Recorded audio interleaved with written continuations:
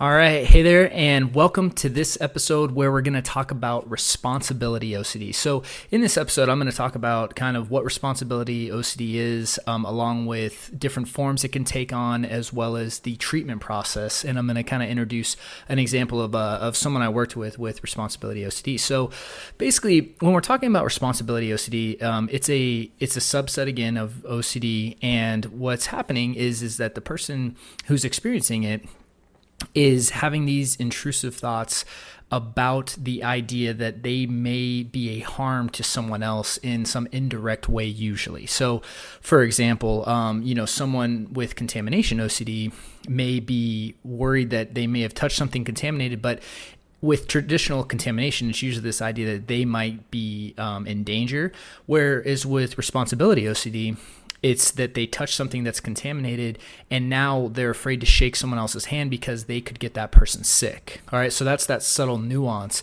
And one of the things that is kind of another layer that the person who experiences responsibility OCD has to deal with is this idea of guilt and this worry about being a bad person. Okay, so this idea of responsibility OCD can take on various forms, right? And so some of those forms could be things like I talked about with contamination, right? And so they may present with this idea that they're afraid of germs, but again, it's so important if you're working with someone or if you're dealing with this to understand why, because again, like I said, if it's contamination OCD, then the exposures, go with the idea of touching things that are contaminated, not washing, accepting that uncertainty. But if it's responsibility OCD, you have to take it to that kind of next level of exposing yourself to the guilt and the possibility of being a harm to someone else, meaning like, hey, look, touching a handrail that with your contaminated hands because someone else might touch that, right? And again, with exposure and response prevention, we're never really doing anything dangerous, so to speak, but people with OCD, again, their brain is overestimating the level of danger and the level of threat that something is.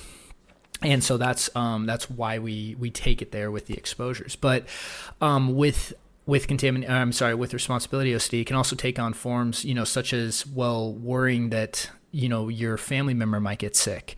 And so I remember hearing about a case where this young girl would have to go, and each number that she saw, she had to count to that number, or else she was worried that her family member would die, right? And essentially what happens is like when you're walking in a hallway of school, you can imagine like 102, 104, 106, stopping and counting to each of those numbers, or a hotel or something like that. I mean, you can imagine how time consuming that gets. And it can also, but the compulsions with responsibility OCD can take on various forms, obviously such as silently counting, praying, doing mental compulsions. But a big part of responsibility OCD is going to be reassurance seeking, right? And so it could be. Usually it's a loved one, but they're asking for, are you sure I didn't do anything bad? Like, or always calling the person to make sure they're okay if they're worried about a specific person getting hurt. And again, a good example of this is a case or a gentleman that I worked with where he had responsibility OCD, and it would take on various forms to the point of, he was worried that with these realtor signs that were, the signs the real estate agents put in the ground with like little metal rods on them, he was worried that someone could take that sign and hurt themselves, right? And so he felt it was his moral obligation to go and pick up all those signs so that someone couldn't possibly take and hurt themselves. And that is really where we distinct and can really see OCD at its work there, right, in the brain, where it's really malfunctioning because, again, he's overestimating the threat. And then again, people with OCD will go to such extreme lengths to try to neutralize that threat, like going around and picking up all of the advertising signs of some real estate agent because they're worried that those, the things could be used and someone could accidentally hurt themselves with it, right? And that is an example of a compulsion, right? So now that we kind of understand what it is, and again, it can take on various forms from, worrying that a catastrophe might happen to the family, to germs, to, I mean, you can name it. I mean, the mind can come up with it, right? And so when you're looking at treating and overcoming this particular form of OCD, there's kind of the dual component, right? Again, it's the same exact treatment methods as far as exposure and response prevention. And ultimately the goal for the individual is the willingness to accept the uncertainty and the possibility of the threat that their brain is, alarming them with, or, saying is possible, right? So if the idea of I might contaminate someone with germs, well, with exposure and response prevention, a typical exposure might be the idea of, hey, I'm going to walk into the mall and I'm going to touch the handrail, and then I'm going to shake someone's hand eventually that day. Now, again, this is something that most of us do without thinking about it, but with the person with OCD, they're going to, view that exercise as an extremely, dangerous thing and, potentially putting that person at risk.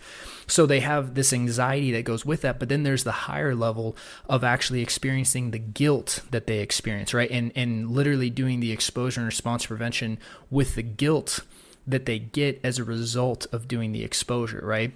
Because then they start to question, or they start to internalize the whole thing and, question and doubt whether they are a bad person or an evil person, because, so like I said, one of the big thing with ERP is removing compulsions.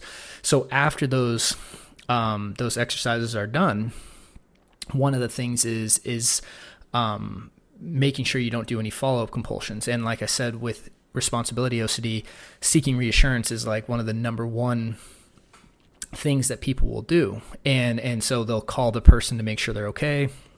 They'll double check things subtly.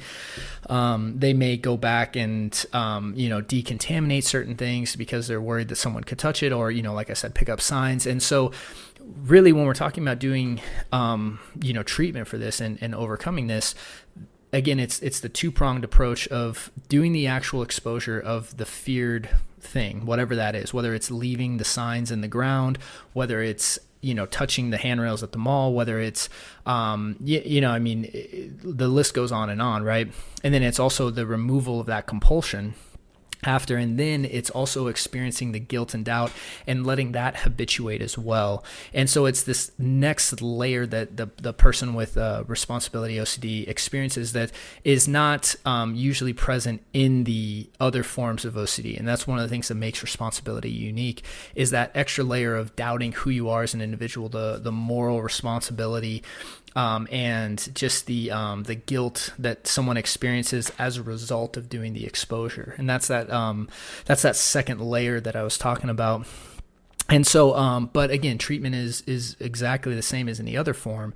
It's just a matter that extra layer kind of gets added on usually with responsibility OCD. So that's where narrative exposures, things like that can be incorporated as well, where, you're taking it to the core of the fear and kind of addressing all different aspects of the fear actually taking place, right, with the exposure narratives, and then again, audio loops and whatnot as well. And so, so hopefully that makes sense and is helpful, because again, this is a unique form in that intrusive thought series, and it can take on so many forms.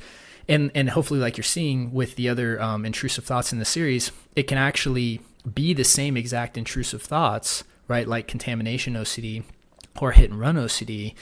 And hit and run OCD kind of bleeds into responsibility OCD. But again, it's really about why they're doing it that we kind of figure out how to do the exposure. So for instance, if someone with contamination OCD, again, is washing their hands because they're afraid of getting sick, well, then we don't wash our hands, and that's the exposure itself. But if someone with responsibility OCD is worried about touching things, then that becomes the exposure for them. So that's why it's so important to really understand not only what someone's doing, but why they're doing it as well, to help really address that fear head on. So again, hopefully that was helpful. Hopefully you found that makes sense when it comes to the idea of what this is and how to overcome it.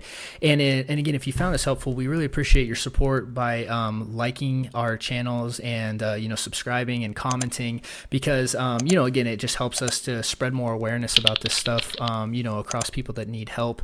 And also we have some additional free resources that we want to give you in the links down in the notes. So please check those out. We have free downloads, free assessments, and other tools that, we really hope will help you on your journey if this is something that you struggle with. So thank you so much for tuning in with us this week. We really appreciate it, and I hope you guys have a wonderful week, and we'll see you in the next episode where we're going to continue our series on intrusive thoughts. Take care.